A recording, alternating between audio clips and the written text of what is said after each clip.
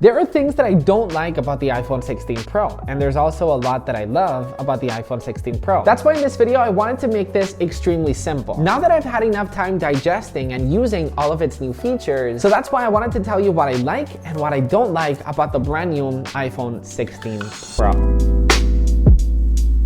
Let's start off with one of the main selling points of the iPhone 16 Pro, and that is camera control. Now, I do love camera control. It's one of my favorite features on this new iPhone. There's a lot that I don't like about it, and I'll tell you at the end of all the features that I don't like about it, but just an extra button so I can open up the camera and snap a photo with. It is the way that I open and snap photos with my iPhone with. That use case that camera control gives me, I love. And you might tell me, Nikias, you can do that with the action button.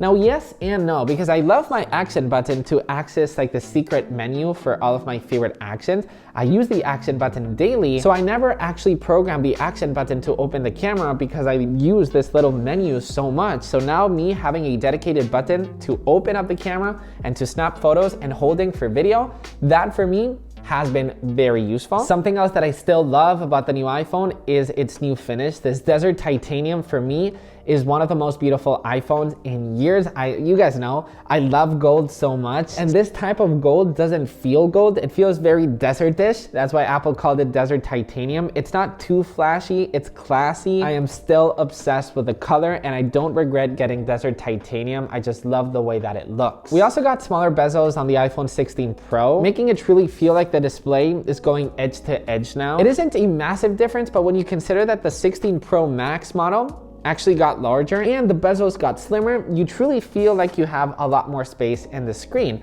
It is not a massive deal, but for me, that was a very positive change that Apple brought to the iPhone. And at the end of the day, we use our iPhone so much over the day for watching so much content, for reading, for replying to messages, that having that extra space, for me, I truly see and I truly believe in that feature. Now for me, one of the stars of this new iPhone, the shiny new feature that I thought this iPhone would have was camera control. And I like it, it's useful, but it's been one of the biggest disappointments for me for this new iPhone. Once again, I'll tell you later.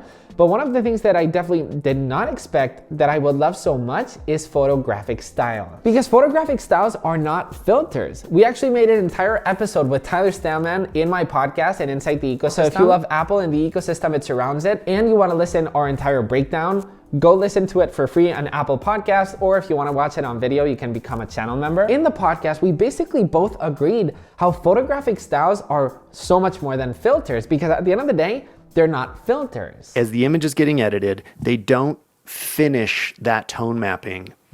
They let you do some of it during photographic styles.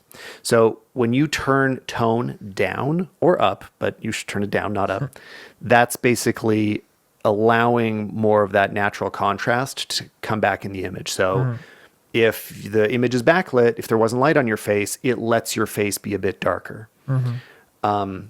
That's the best thing about it. That's why I like this feature so much.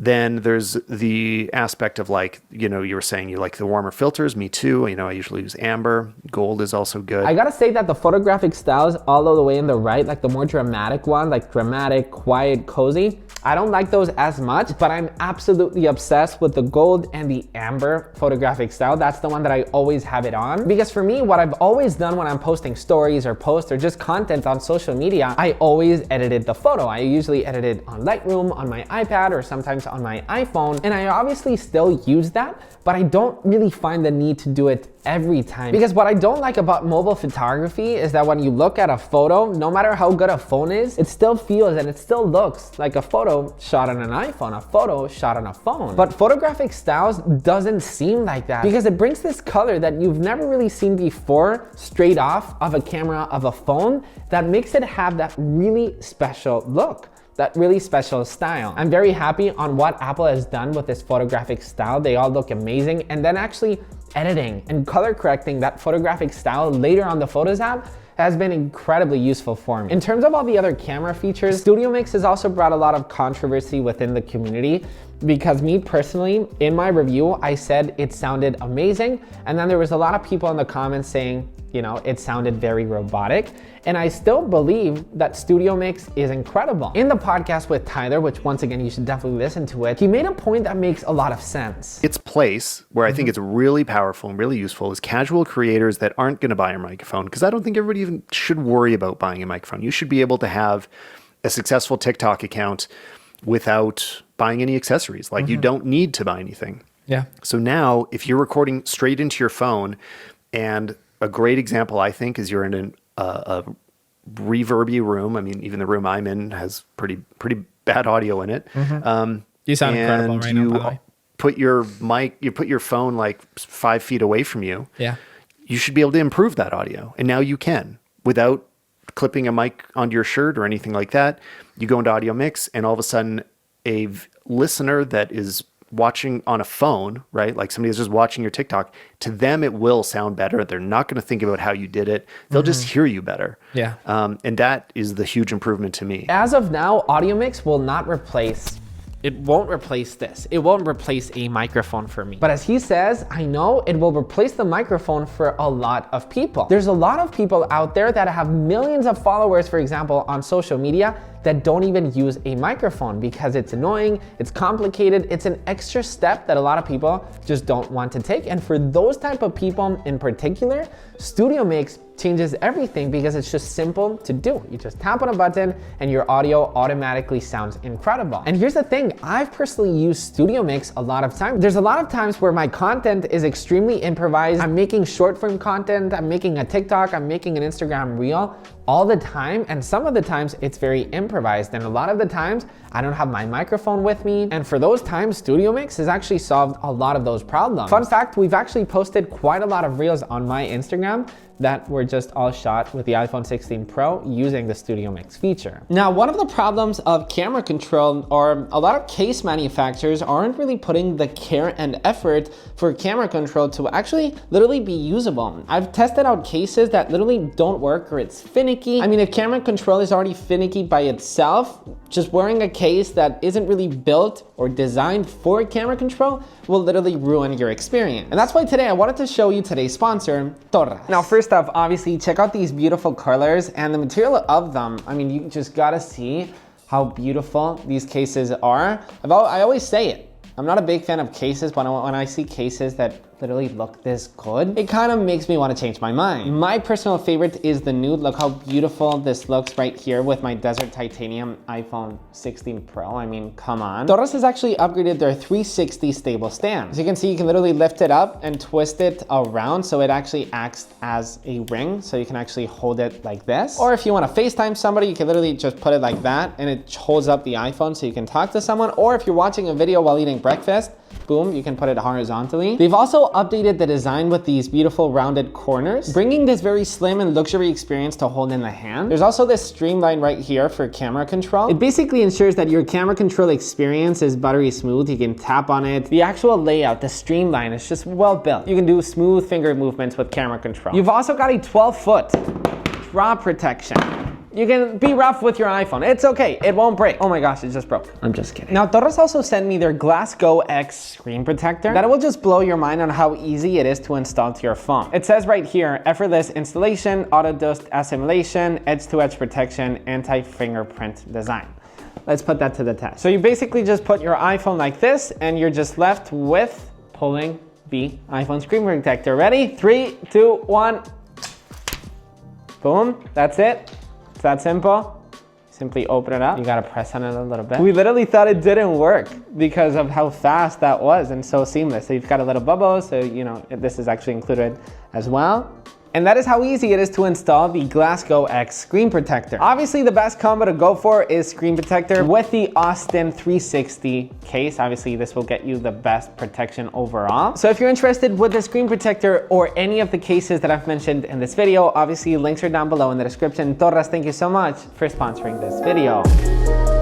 The rest of the features like 4K at 120 frames per second keeps looking incredible. The x5 zoom not being exclusive to the Pro Max models has been incredible as well. Now, those are the things that I loved about this new iPhone, but there's also been some things that have been kind of frustrating for me about this new iPhone that hopefully Apple will fix it for next year. The first thing that I don't like about this new iPhone is the way that Apple is targeting this new iPhone as an Apple Intelligence compatible iPhone. Most of the features the iPhone 15 Pro can do it as well. And not only that, but the iPhone 16 Pro's Apple Intelligence features aren't even out yet. Some features are out. The cleanup tool, for example, is incredible. Like Apple Intelligence itself, it's currently running on beta, so you can truly test it if you really want it. But as of now, for the standard consumer, it isn't out yet. So I don't like how Apple is targeting this new iPhone as an Apple Intelligence iPhone. And even at its launch, when Apple first launched the iPhone, there were no features available for Apple Intelligence, which was very frustrating for me as a consumer. The other thing that has disappointed me on this new iPhone is camera control. But Nikias, didn't you say you love camera control? Yes and no. Camera control in terms of having a dedicated button to open up the camera and snapping a photo is incredible. But I feel like Apple's vision for camera control was way different because Apple truly believes in like the double tap gesture and zooming into photos and changing the exposure and doing all of that. For me, I just don't use it.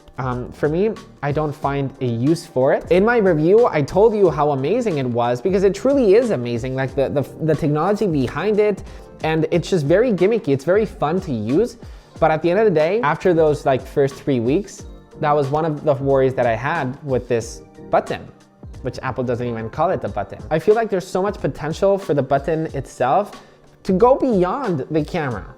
Just imagine doing like this and notification center to go down. Opening up the button, not only to the camera, but in terms of like zooming in the camera, it's just easier, for me to just zoom in directly with my iPhone. I'm sure Apple will push software updates to try and fix it and convince us to use it more. But as of right now, by the time that I'm making this video, for me, camera control is just a big disappointment. So I love the overall concept of it, and it has a certain use case in me, and I'm using camera control daily. So it's not like a massive disappointment, but the double tap gestures and like the touch controls and changing the exposure and stuff, right after those first 2 weeks that, it was like the new thing to do, it's not something that you're gonna use every day. And also camera control, when you're shooting vertical, I said this in my review, that it's just not comfortable to do with one hand, like swiping with the buttons, especially if you've got the Pro Max, it's just like not a good experience. So I feel like Apple shouldn't go back. I feel like there's just so much potential in camera control, and I can't wait to see what Apple does with the upcoming model. Something else that is kind of frustrating for me about this iPhone is its battery life. Now, the battery life has been improved a lot from the 15 Pro. But what I don't like about it is that last year on the 15 Pro, the battery kind of went back. It was worse than the 14. And then Apple now with the 16, it's not they improved the battery life for me. They kind of fixed the problem that they had for the previous generation. So even though the battery of the 16 Pro is so much better than the 15, if we take a look at the 14 Pro's battery, I don't see a massive difference. So for me, I was expecting a lot more in terms of battery life. And I understand every smartphone manufacturer is struggling with the same thing, battery life, especially when Apple is adding all of its Apple Intelligence features and all of that. It's hard to just keep up with the battery life and also releasing all of these groundbreaking features. But for me, for battery life, me personally, I was expecting a lot more, not just a fix from the 15 Pro. Apple also improved the ultra-wide camera. Now, in my review, I said that Apple finally fixed it. I said that it's amazing, and it truly is amazing. And Apple has finally made the ultra-wide usable at night for photography, for example. But now that I've truly had enough time digesting and truly pushing it to its limits day after day, you can see that it's still not enough. Apple did a big jump with the ultra-wide this year, but I feel like we were kind of all expecting more. In my podcast with Tyler, we also discussed it. You can really see it in video. Like ultra-wide video is still a daylight only thing. You just don't do it indoors or in the dark or anything because it looks terrible. So I think it basically we're at the place that it's like, okay, well, thanks for the bump, but we're still waiting for the real update. Yeah. And ideally, everything would catch up with the main sensor. And I don't think Apple's like withholding from us. I'm sure there are some technical challenges that are very difficult to overcome in terms of, as the sensor gets bigger, the optics need to either get bigger and or be redesigned significantly. And Tyler mentioned that recording video at night with the ultrawide is not enough because the sensor has remained the same from the previous generation. I'm happy in a way that you can use the ultrawide at night and it doesn't suck. But right now it's okay. And hopefully Apple with next year, they will improve, they will make that sensor bigger for the ultrawide and truly make an ultrawide lens that is equally as good or maybe even almost as good as the main iPhone camera, because that main lens is truly incredible. So if we could get that amount of quality for the ultrawide, I know there's so much limitations on why Apple has not done it yet, or maybe Apple doesn't fix it via hardware, and maybe Apple Intelligence, improves that quality, that graininess that the ultrawide brings at night with video. Who knows the solution? But the problem that I'm having are these. Those are the things that I liked. Those are the things that I didn't like about the iPhone. If you want to watch the podcast with me and Tyler, it's here. And if you want to hit subscribe, you can just tap the button. That's what I thought about the new iPhone. It's amazing. And the Desert Titanium is amazing. But there's things like getting device in the world. Okay, bye-bye.